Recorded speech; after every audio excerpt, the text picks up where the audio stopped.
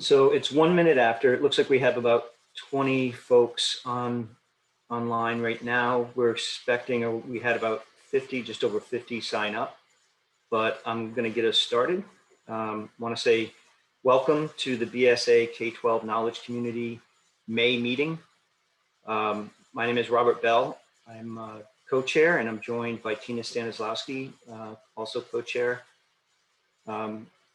Most of you know this meeting, we've put together a little bit of a change from our original schedule, and we've set up this meeting based on a little bit of feedback that we've been hearing based on the proposed cost comparison data sheet that the MSBA has presented at a recent DSP meeting. I want to say that we have members of the MSBA on the line. The MSBA is not here to specifically engage per se in the conversation, but has offered to provide some clarification where needed. I believe, and correct me if I'm wrong, Carl, that you are willing to share, and I can pull it up, or you can, the handful of slides that were presented at a recent DSP meeting. That's true, Bob. Thanks. John Jump is here. Mary Piketty, Jack McCarthy, and I believe John is going to share a screen at some point. Am I correct, John? That is correct. Give me a moment here and I will do that. Actually, hold on just 1 second, John. I just want to get through some housekeeping rules. I just wanted, thanks. I just wanted everybody to know that, we understand that cost has been an issue. Escalating costs, particularly in school construction, have been an issue. The MSBA, obviously, we all know, tracks and publishes cost data. It's very transparent. This information has been provided to DSP members and is accessible for quite a period of time. And basically, what we're seeing now is, I would say, a second round. I really don't know how many times the MSBA has looked into this, but there was some cost information related to designers spread around maybe a few years ago. But this is an attempt to isolate as much cost data as possible to get the fairest possible comparison. And as it's been described to us, to be, one piece of information that may be helpful in prompting for questions from DSP members. It is not intended to be, a deciding factor. In fact, the MSBA has been quite clear that the design firms will have an opportunity to respond to the information or to provide clarification. That being said, this impacts all of us, and we want to hear from the design community about the issues and concerns with the information. If there is a way to, there are some insights that might help make it even fairer, or some considerations that may come into play. I think it could be helpful for us, but also for the MSBA to hear. We expect that this, the providing of this cost data information is going to continue. So we're hoping that we can have a constructive conversation on what might improve it or make it better, or how we as architects can best respond to the information as it's put forward.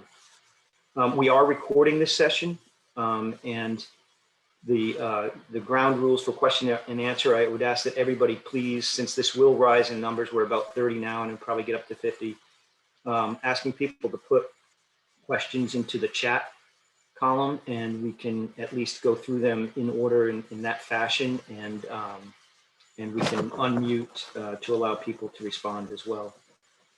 So with that being said, John, if you want to pull up those slides and maybe just allow. All right, give me a moment and I will start sharing my screen.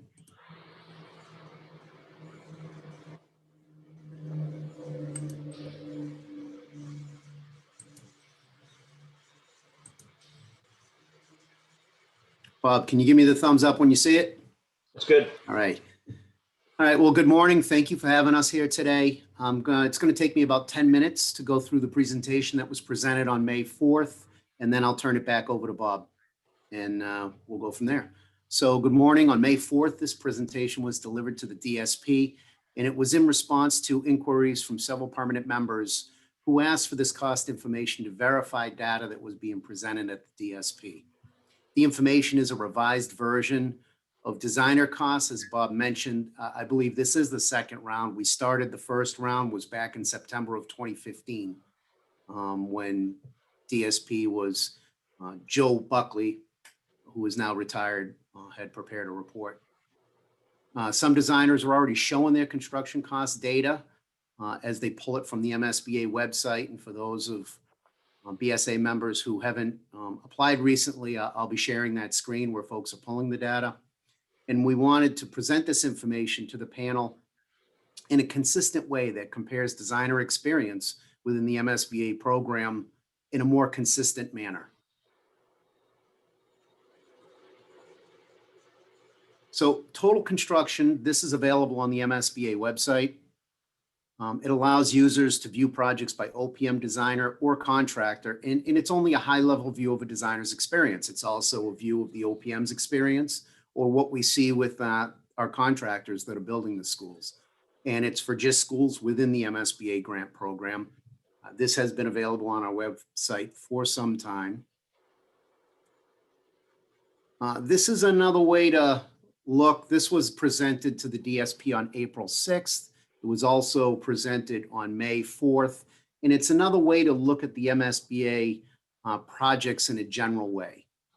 These charts are based on 66 projects that have been approved by the MSBA Board of Directors since January of 2016, and consider two areas over which the selected designer can have significant influence. The size of the project, based on students per square feet per student, and the cost of the project based on dollars per square foot.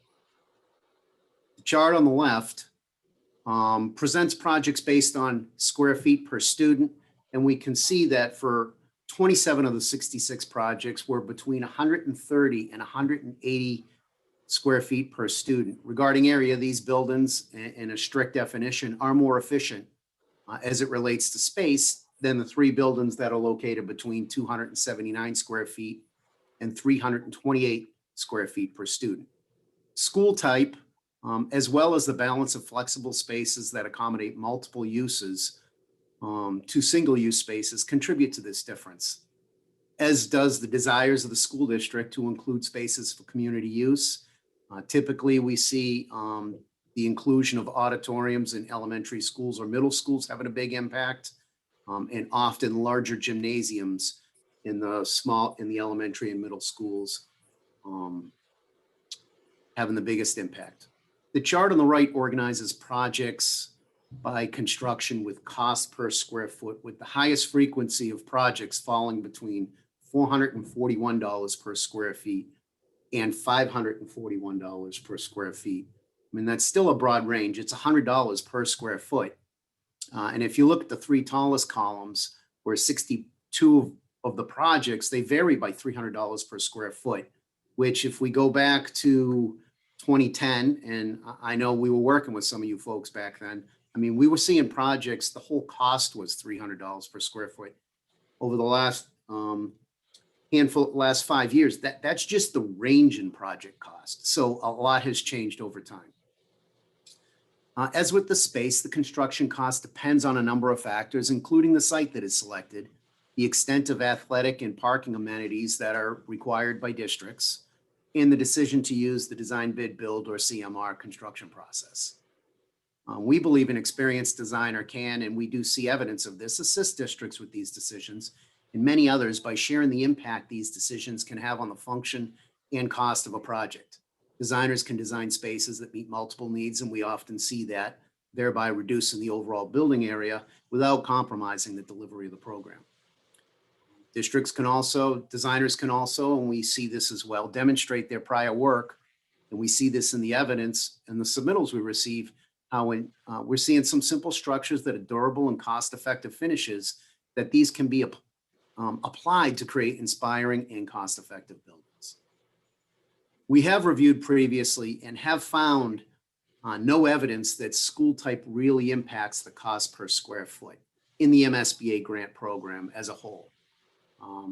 We do see high schools are bigger, but that's about the only trend we really see when we look at the data. Given the total construction cost is already available on our website, and that it includes some costs that are typically beyond the influence of the designer, In response to questions from the DSP, we were looking for a format and a way in which we could provide the vertical construction cost, to use the shorthand, in a manner that could be consistently applied across all of the MSBA funded projects. So this is a breakdown of a typical project cost as it's categorized in the MSBA total project budget template. For those that haven't worked with us recently, or I guess since July of 09, MSBA has a total project budget template that aligns with our reimbursement system that breaks down project costs using the uniform at cost methodology for the construction costs. The left side of the chart includes all of the project costs in this particular example. The construction trades cost, which doesn't include the general contractor's markups or the CM costs, are shown in blue, and it's for just the building, separated by the uniform at categories. Design and pricing contingency, we typically see these at schematic design between 7 and 10%. It varies. Those are shown in green. And construction trades for site, demolition of existing buildings, and hazardous abatement, in this example, are shown in yellow. Other construction markups, including general conditions, insurance, fees, escalation, are also shown in yellow. So if you look at the blue, green, and yellow taken from this example, those make up the construction budget. In this particular example, it totals $72.1 million, or about $450 per square foot. And this is the number that would appear on the overall construction cost chart referenced earlier that's available on the MSBA website. The right side of the chart is what we're proposing to include in the chart to the designer selection panel. It includes the same construction trades cost, and it includes only that applicable portion based on a percentage of cost to the design and pricing contingency to apply to the building. And you can see the difference here. Between the yellow and the gray, this is quite a bit that is beyond what the designer has control over. They certainly have influence on these. And in this case, this totals $50.6 million, or about $317 per square foot. In our prior public presentations, we have tried to get folks to understand the difference between a direct construction cost and an actual construction cost. I'm talking to a room full of building professionals, so they all get it, but a lot of our meetings are not dominated with construction professionals. It's the public at large. So it doesn't actually represent the cost of the building because it excludes general conditions, insurance, fees, GMP contingencies, escalation, and it does reflect a consistent means of comparing the building cost by stripping away the site costs, demolition and abatement of the existing structure, escalation that's estimated at the time of the estimates, and it also eliminates, I don't know about all of it, but the vast majority of the cost difference we see in construction markups between those projects that use traditional design bid build approaches and those that employ a construction manager at risk. So using the methodology described in the previous slide, MSBA calculated building costs and created this chart. It was created to seek feedback. We plan on going back. This actually includes a little more than 6 years of data. We plan on looking back just 5 years. So we'll be going back to July. This includes through July of 2015. The circles represent addition renovation projects. The square symbols are new construction. The bold line represents the average of building costs for that designer's projects that are within this 5-year window. In this case, it's a little more, but in the future, it's going to be a 5-year look back. It doesn't include all projects. But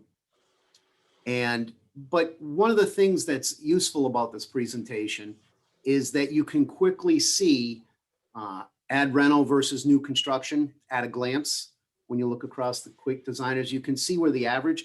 You can also see is the broad range that some of the designers of experience bring. There are some designers on this list that have projects that span the entire range of project costs.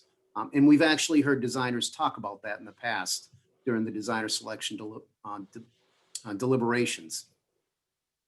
The idea for this larger overview is to share information as one piece of information with the designer selection panel during deliberations. Now, this example chart I'm showing here will not be provided every designer selection panel meeting.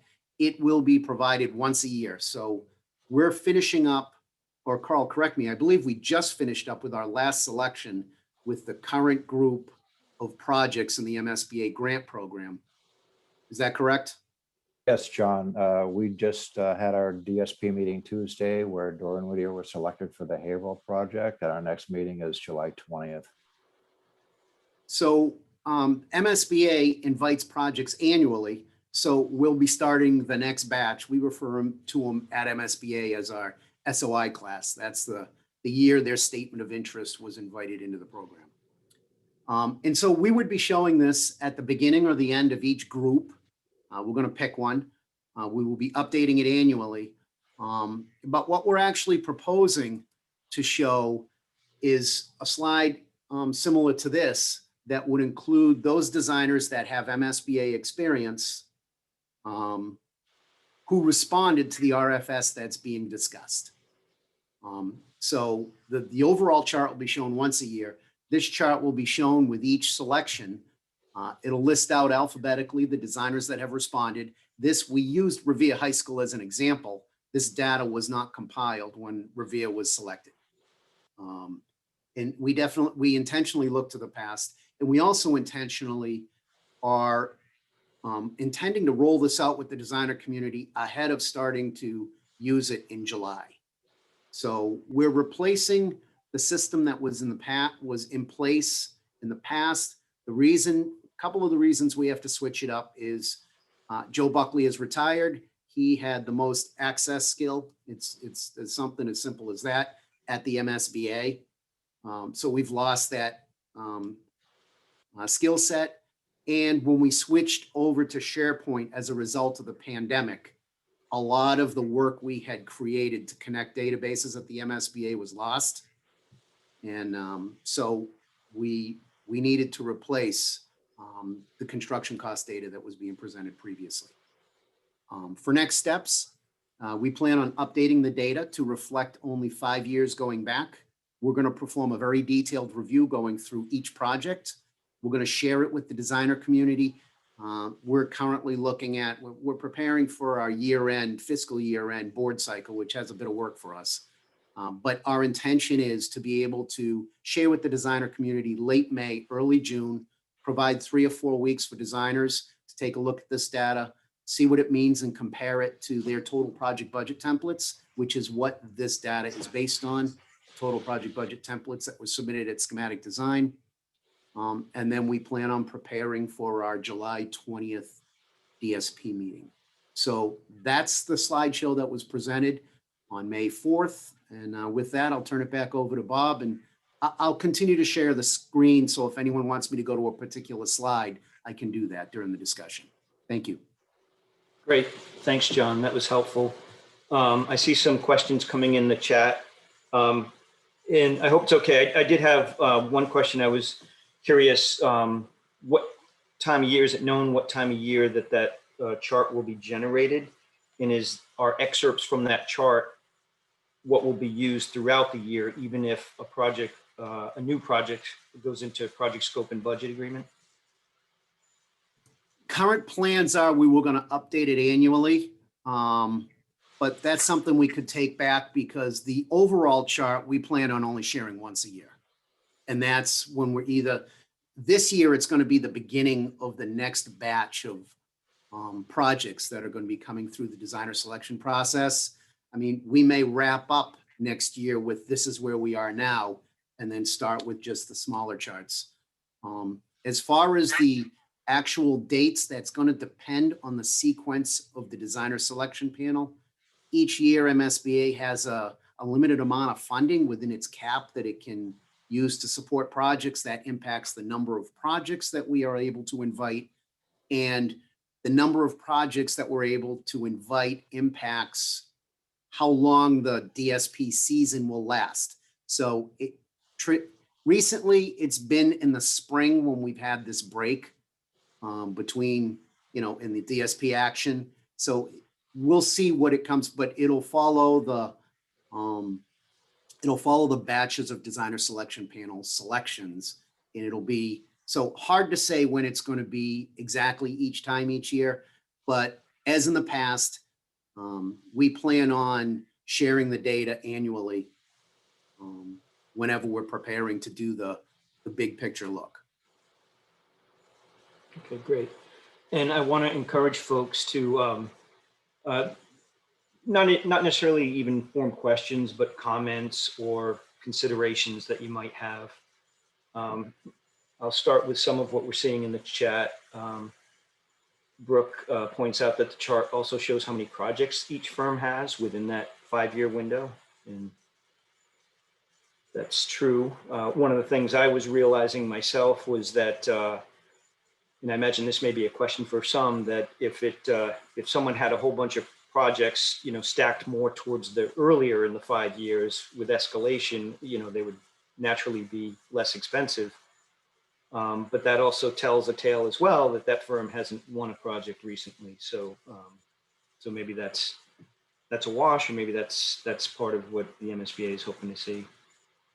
Brooke, did you want to follow up on anything that you had there? Are you able to unmute? Sure. John, can you go back one slide, please? So there's twofold. You can't help but see both where that vertical line is, which is the average cost for a firm.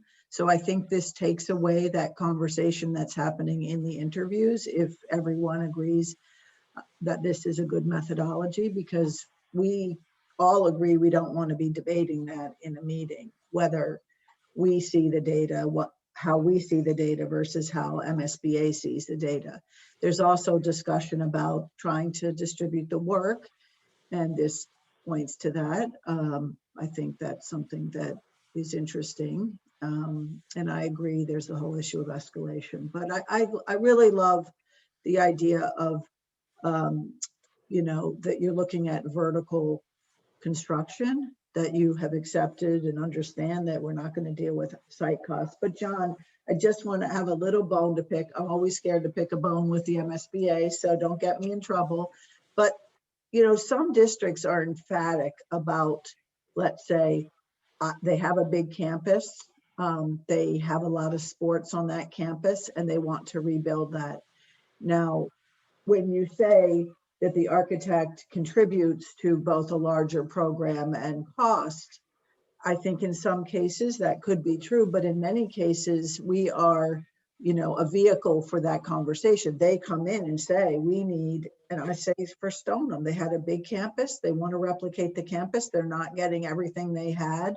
And we help realize that for them. I mean, we can only push back so much when you have a community that's really emphatic about their needs if they want other things. So I do respect your statement, but I also, on behalf of the group here, want to say there's some things that are really out of our control, and maybe I open it up to others, because I did go to the DSB meeting where you made that statement. I wrote it down then, I wrote it down now, and I just want to say it's not always something that we are the ones that fully contribute to that.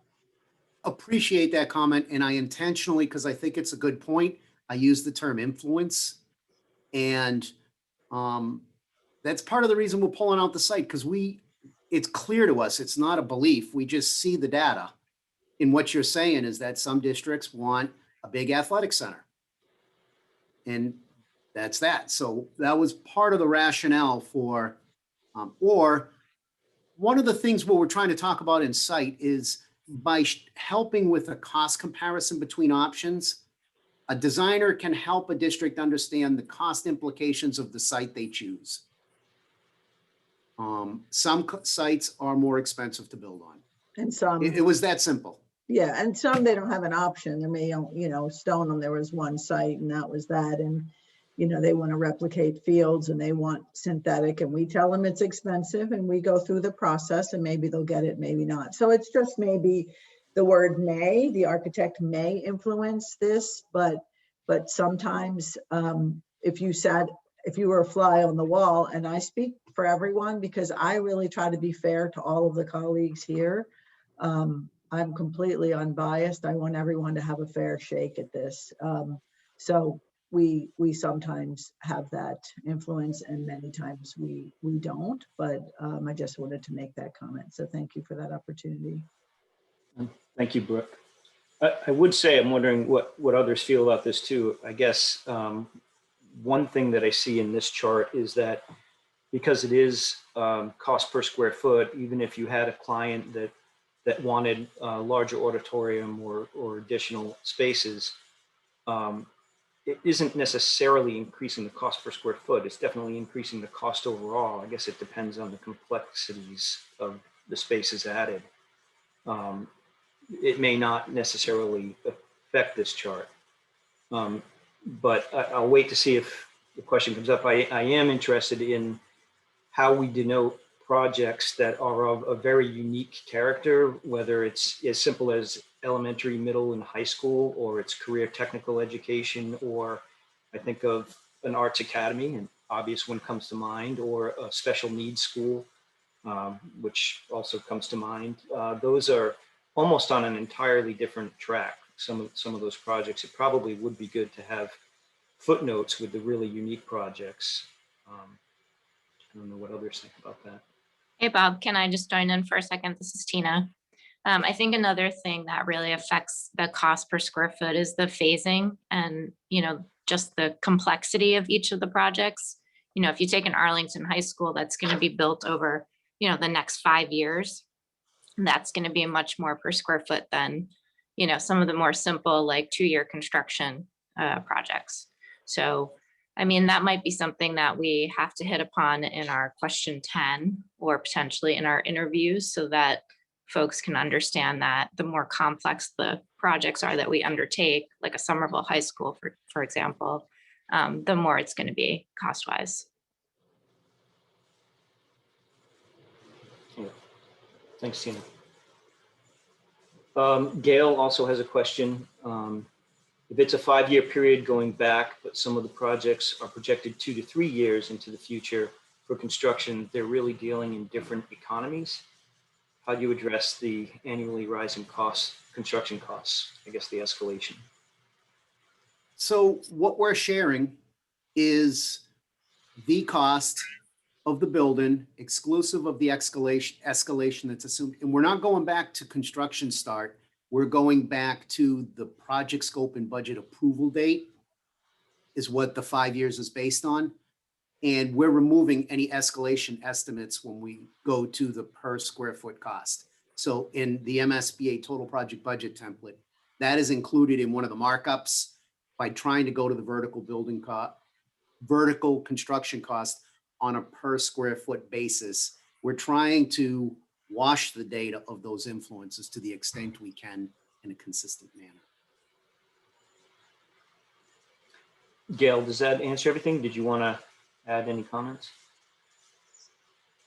Actually, it partly does. That's great to hear, John. I'm wondering what you all are finding as you look at it. So you take the escalation out, but can you see a pretty consistent rise year over year, regardless of the escalation? So now I guess I'm thinking of actual construction cost. What we're seeing is constant rise and certainly made much worse in the pandemic period. So I'm just trying to figure out how you understand that. And is it worth trying to do this? You're doing a 5-year period. Is it worth trying to do it as an annual, which I realize is probably more work for you all? I think the bigger thing that we focus on, we're a funding agency, and like our districts, we buy schools, is we see huge variation. So it's really hard to take data that varies that much. And I'll just say it, districts have different desires and wants and abilities to fund. And it's clear, even when you look at the building cost per square foot, while we are talking about some of those issues, people want different stuff and can afford different stuff. I think that impacts it. So it makes it very challenging when you have data that's this noisy to say, here's the exact Mhm. construction escalation we're seeing. And I think we could talk a lot about some of the impacts of construction timing, but beyond what I could speak to, and I think the topic of today. Thanks. Katie also has a question. Do you see a correlation between higher costs per square foot and proportion of Chapter 74 programs? Katie, did you want to elaborate? Well, it's just interesting based on what you were even discussing, John, in terms of demographics. Sometimes in the most challenged demographics that we're working in, Chapter 74 is a really important component of the education.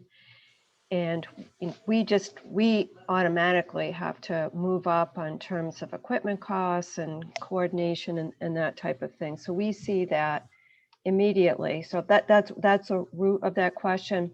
Sort of a secondary issue would be special education, which is another huge variable that we see from school to school, that again is, I think, to Brooke's point, part of what is desired in terms of the program to do it right.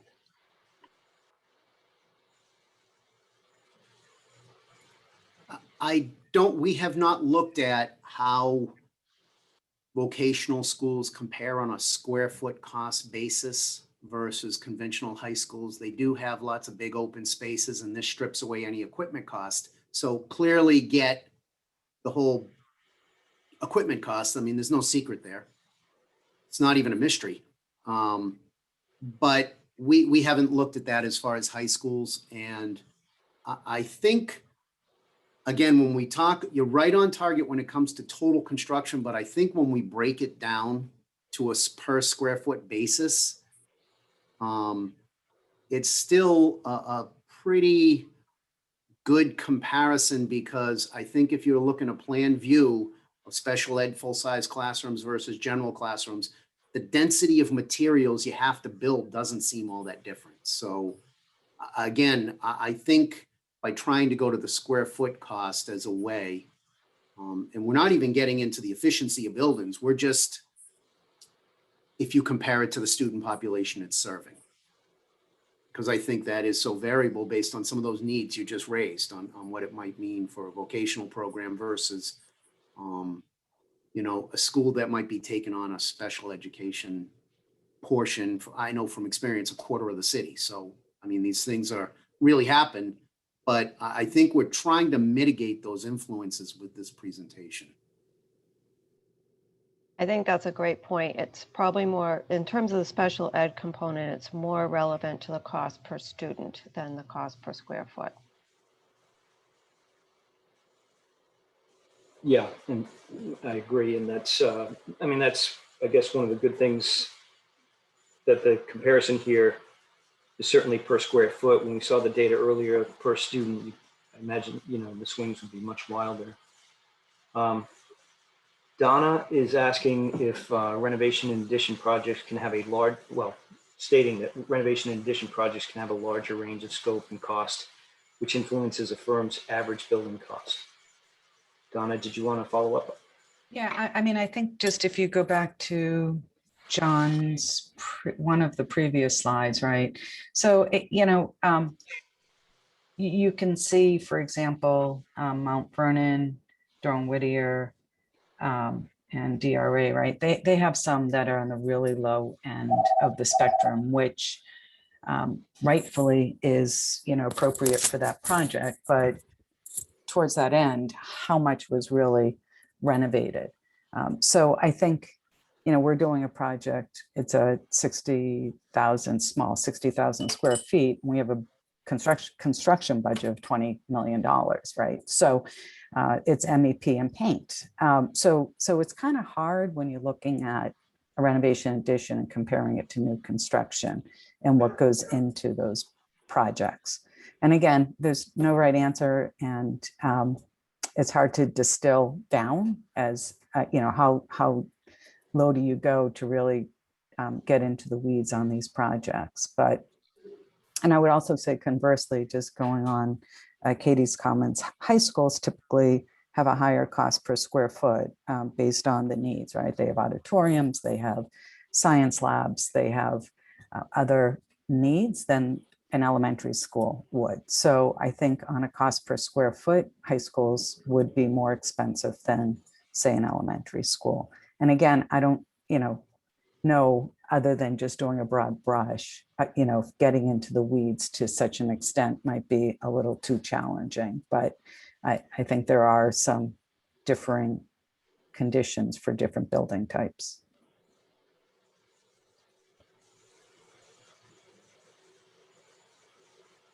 Thanks, Donna. Brooke, you have Carter School with an exclamation point. I imagine that was part of the mention earlier about specialty Yeah, type I mean, school. when you have a school for 60 students Right. with severe cognitive and physical disabilities, the requirements. I thought Carl or John said at the DSB meeting I attended that those anomalies would be taken out of this formula. So is that true or not true, John and Carl? Well, the only anomalies we've taken out is, again, we're not showing dollars per student. I agree with Bob Bell that it might be wildly all over the place because there are so many of the program specifics that are required. We have 2 projects that are not shown on this. It's just because they were above the high level mark, and there are reasons for that. But basically, our intent is to show all projects. And if there's a project that is an outlier that goes above the scale, we'll indicate with a note on what it is. And I think it'll be pretty obvious. I mean, well, Right, it I'll would- just say it because the note's right on the bottom. It's the 2 Boston projects. There's no mystery. Right, but people would have to read that pretty fine print if it's there. And Carter School, for example, and I don't want to just speak for us because I'll be happy to advocate for anyone on the call doing these sort of anomaly projects that it won't look good. It doesn't look good. And I also just, what we know, we're pulling out cost here, and we know when we all watch the DSB meetings, some of the clients really care about cost. That's their fundamental kind of premise. And I've seen interviews that are completely, focused on cost. And I think as a community, that's important, but I also think there's an importance around sustainability and health and wellness and design and process and diversity of the team and all these things that I hope that, we don't get into this thing where this becomes such a regulating factor in the selection process. Now that it's great that the data's there, we also don't want it to be just the thing that dictates selection. I'd like the community to consider, though, this isn't the only piece of information. I mean, coming down here, we see not all of your projects will align with the district's desires that are discussed in the RFS. We do have a lot of designers that have projects that span quite a bit on project cost. And as an individual response, you might be asked to build a small elementary school. I don't think I've seen a designer application where they were seeking a small elementary school where they showed their prior experience of 5 large high schools. I mean, in general, so this is just part of the data, and that when you're looking to propose projects, I think it's a valid statement. And we've actually had designers state this. You can see from my broad portfolio of work, I am able to be responsive to a designer along the entire spectrum of needs. I mean, so I think it's that, consider that as well, is I don't see how this is trying to explain away the expensive project versus to talk about those projects a designer is targeting for a particular project. That's what's in the applications. And I think that's how it was done even before MSBA. I mean, I was a consultant for 18 years. We respond to our districts when we're pursuing new work. If I can add to that too, John, it's true, Brooke, that there are districts that come to the table expressing concern about the cost of construction, and the implication being that they're going to support the firms that can design the most cost-effective buildings.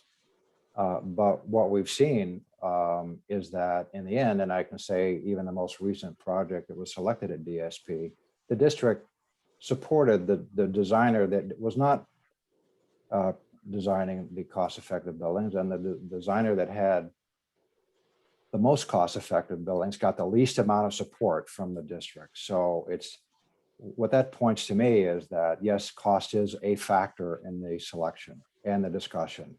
It certainly isn't the only factor, and some of the firms that are designing schools that are the most per square foot actually get the most support from the district and the panel. So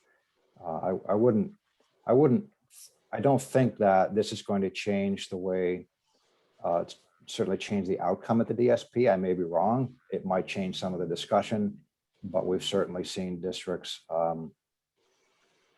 say one thing and then vote the other way. Thank you. John Thompson also has a question. As projects move farther towards sustainability and net zero design, this can impart significant costs such as geothermal. Would such systems be included in the site costs or in the building HVAC costs? I'd have to go back and confirm. I think the wells portion is included in the site. So I'd like to say something about high efficiency and building cost. It is true. I mean, we can't deny that highly efficient buildings cost more than buildings that are less efficient. I think it's a factor in the cost of the building. It's not the only factor again. So a comment was made several months ago at a DSP meeting that was very similar to this one.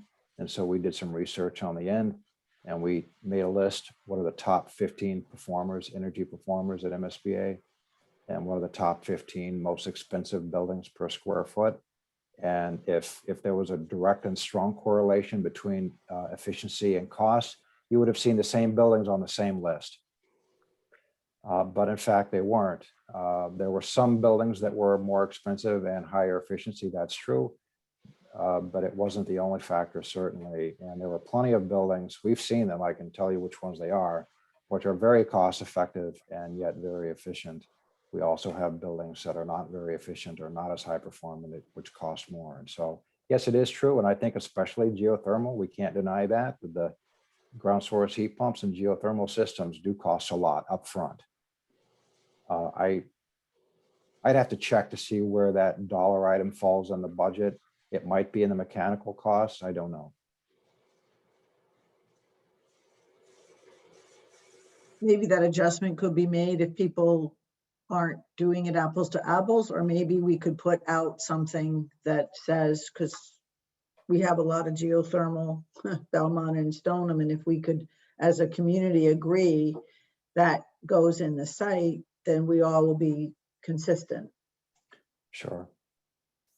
Well, you know, that brings up the question, well, what about the site conditions and the foundations? And wouldn't you pull out the foundation cost because that's based on the site conditions? But there gets to be a point where we just can't parse the information out anymore. That as long as we're making a fair comparison in the same way across all projects, it would seem to be a fair comparison.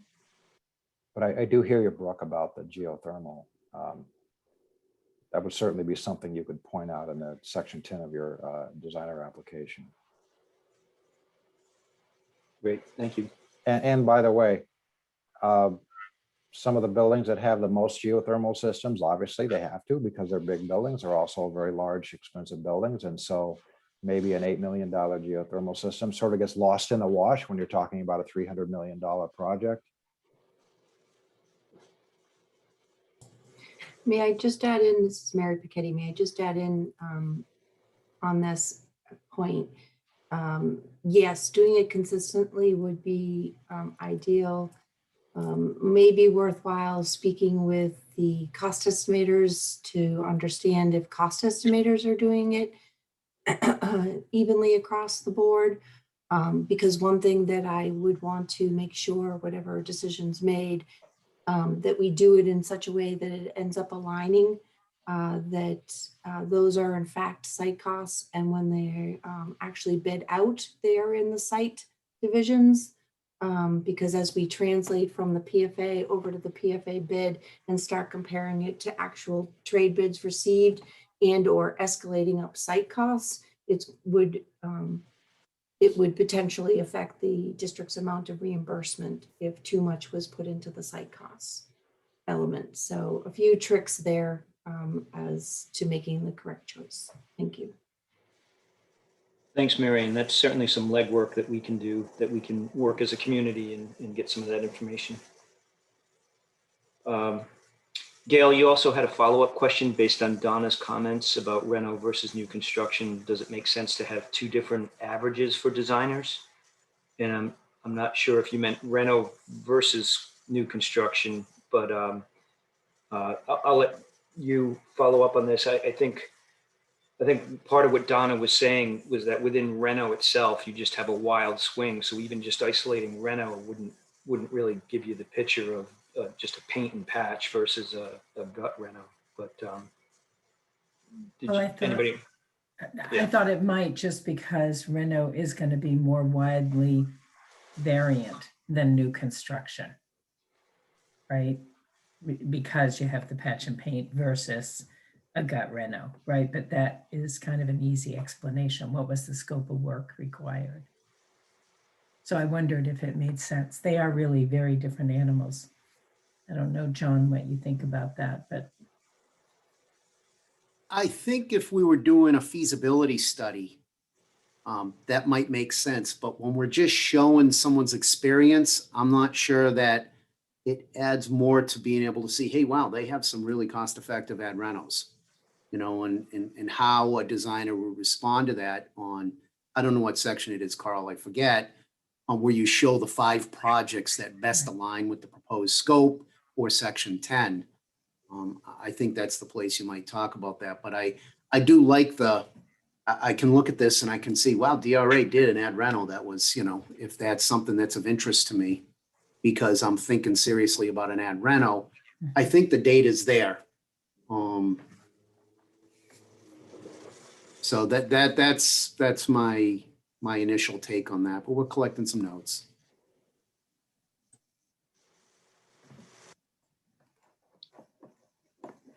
So those are all the questions we have, I think, that have come through so far. We don't need to end exactly now. I'll at least say that this has been excellent and helpful, I think. I think one of the things that we'd like to do as a K-12 knowledge community is maybe collect some of what we've been hearing here too, and propose some thoughts or considerations the MSBA may have. I think we have a good understanding. I think we know that a lot has been done to really kind of break this down and make it as fair as possible. One of the things I don't think, well, we haven't really talked about, but I'm wondering what it might look like for the designer's response. Is it purely, will this information be provided as designers are writing their proposals so that they'll be able to weave something in, or is it something that'll come after the short list and they'll take time from the interview? Is there thoughts on that? My understanding is that we're going to update it once a year, so designers will have an opportunity each year between our selections to go through and review the data. One of the benefits of being, we're not staffed to be updating this all the time. And we spend our time putting together grants and putting money out the door. That's why we exist. So then, John, the annual update, which is the slide prior to this one, is published once, and then this proposed information for each project is something that will go as part of the designer selection panels package. It obviously can't be pre-published. I'm not sure I was understanding your question, Bob. It can't be pre-published because we don't know who's going to respond. So once the responses are in, I think, John, we're going to try to issue this chart when we distribute the responses to the panel members. Would that be true? That is correct. And I'm assuming that it'll contain the data that was in the package that was issued at the beginning of the year. Correct. It will just be a call out from that one-time publication specific to who responded. So if a designer sees its information, let's just say we get this out near the end of May, that's the data that's going to be on the individual charts until this batch of designer selections is complete. If a district is part of its probably section 10, because districts show completed schools most often, you wouldn't show I just got a PSMB approval and I'm waiting for the community to support the project. That never shows up in the applications.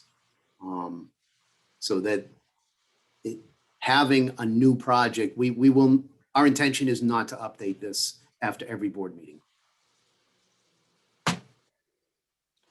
May I be so bold as to ask if, when this is being put together annually, might architects have a period to review it and provide comment, potentially see if there are conflicts or different data before it gets disseminated? As what we did with Joe's rollout, and we're about to do now, we would be doing that annually. That's our plan. Great. Bob, this is Jack. Can I just pop in for a second? Sure. Yeah, and you just, John had said that at the beginning, that I forget he even said so many weeks that you guys would have to design. So let me, since that was missed, and I get why, because you're all focused on everything else. So let me just remind you why we created this. This was in response to, designers at DSP using the chart, I think it's on page 2, for the publicly available cost data, and making claims, from that chart. And it led to confusion on the part of the permanent DSP members. And they were basically saying, is there a way for us to validate what they're telling us using that cost data? And so this was our response to that, okay?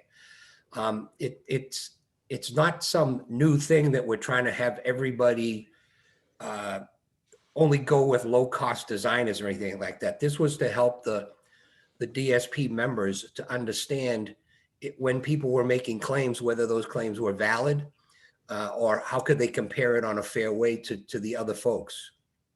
I think they did a tremendous job as trying to be as fair as possible. And it can't tell the complete story. Everything's too complex to do that. And so that's why we, the intent was to let everybody know what their data would say, so that they could be prepared when they put in their application to deal with any of these nuances, any of these things that are on the high end or low end that they want to explain away in their application. So that's the whole idea of the process of what we're trying to do here. And so while this chart is not perfect, I don't want us to get it to the point where we're going to throw away very good and make it the enemy of perfect.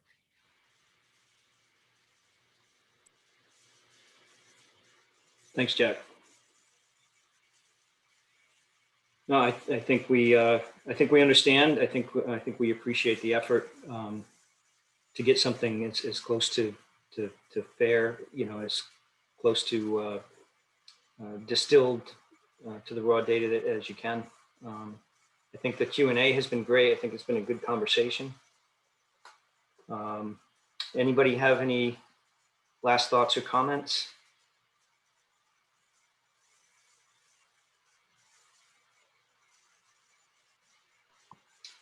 If not, I do want to tell people to watch for the next BSA K-12 community meeting. It's actually going to be a joint meeting with the Government Affairs Committee, and that'll occur on June 9th. So that'll be advertised both, and notice will go out through this group and also through the Government Affairs and other BSA channels. So we hope you might join us. And thank you again. I want to thank the MSBA. Yeah, go ahead, Tina. Sorry, I just heard or saw John Nunnery put something in the chat. He's on the group here. Maybe he wants to talk about the next meeting. Sure. I did put a question in the chat related to your conversation about the chart, but the meeting on the that we're going to be having or jointly hosting with the Ed Facilities folks is really, as Bob mentioned, it's to really kick off a conversation with this group, with the Attorney General's office, and with MSBA and anybody else that's interested around this question of workforce participation requirements, which obviously are different than ownership requirements. This is new to everybody. It's certainly new to the AG's office. There's clearly a lot of questions out there. No guarantee that we're going to have all of those questions answered at our session with the AG next month, but I encourage everybody to come and think about, prior to that, if you have any specific questions related to these requirements, please send them to me as soon as possible, or send them to Tina or Bob as soon as possible, so that we can feed them to Debbie Anderson, who's going to be doing the presentation. She's asked for any and all questions so that she could try to incorporate them into her presentation. So I just encourage you, if you have questions, please ask. And my other question, it's up to you, Bob and Tina, whether you want to try to address the question I put into the chat. I don't know if you're trying to move on to a different topic, but if so, ignore the question. If not, I'd love to hear an answer. Thanks. Okay, John, I'm seeing it. Didn't see it before. Let's see, due to COVID, it appears that in the short term, materials and labor costs are projected to rise dramatically. In turn, that will push the line representing the average cost per square foot noted on your chart to the right. Given the 5-year time frame lens the chart is looking through, it will make all firms look as though their average cost per square foot is much lower than where the average is heading, which is great for architects. That said, so as not to be misleading with the chart based on visuals, will that phenomenon be addressed in some way? I don't know. Hopefully, I don't know if that was 100% clear. I tried to make it as clear, but it just seems as though we're heading in the direction of much higher construction costs, and whether that's going to be a blip or a long-term thing is hard to tell. But we're relying on a chart that is heavily based on visuals. There's a big line in the middle that shows the average cost, and then you have a whole list of firms that, you know, are either going to be a bunch of projects that are above that cost, some below it.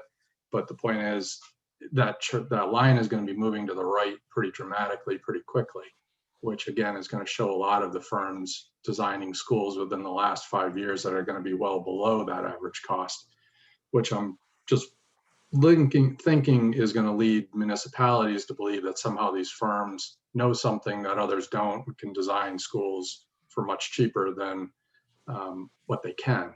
So I'm just wondering if there's some way to address that, so that the municipalities who are going to be looking at these charts prior to sitting down and helping make the selection as to who they want to work with, whether there'll be some sort of caveat in there to make it clear that, you know, there is this jump in prices that nobody was anticipating over the last year. And that could be a really large jump, which throws off the balance, if you will, of the chart that you're showing. So can I just add in on that question, I guess? John, the information on this chart is the cost per square foot at PFA. Okay. Yes. I'm sorry, I was addressing that to John Jump. Sorry, John. Oh. But to your point, this is schematic design pricing. Right. And so in the short run, what our cost estimator is going to do related to what's happening right now, you know, and because this isn't actual PFA bid data. And John Jump has a slide that we were actually just looking at yesterday that actually shows that the trend line for bids over the last 3 years is a more flat line than the line for schematic design pricing. And we found that to be true in the 2009 to 2014 period as well. Bids were always a more flat line than schematic design. Why? Because if you're pricing something at schematic design, it's hard to see in the future. It's hard to take everything in account, and you're going to make sure there's room, and that's not a bad thing. It's a smart way to estimate, right? You have to make sure that you are accounting for unexpecteds. So I think that I definitely want to talk further with John Jump about this to see if there's something there. But I think the short-term blip, if it is a short-term blip, will not necessarily affect this chart. If prices in schematic designs start to escalate substantially from the estimators coming out for future projects, that will be interesting. I will tell you this information, that the bid data in the last 6 months that have been collected went from really competitive bids in January, February, and March, where the word was that people were competitively bidding across the board because they were concerned that they weren't going to have work in 2021 and 2022. Overnight, in 40 days, has turned to material shortages. So I wish I had an answer to that question, as I'm sure all of you do too. That's a very substantive change in a short period of time. But anyways, that's just some context I think of when I hear your question. Thank you. Thanks, Mary. Okay, I don't see any more questions or a few thank yous. I'll say it again. Thank you very much. I'm so glad all of you at the MSBA were able to join, and I think this is really, really helpful. Yeah, thank you, everybody. We appreciate it. Have a great day and have a great week. Hope to see everyone June 9th. Thanks for having us, and thank you to John and Carl and Mary for all the input. Thank you all. Thank you.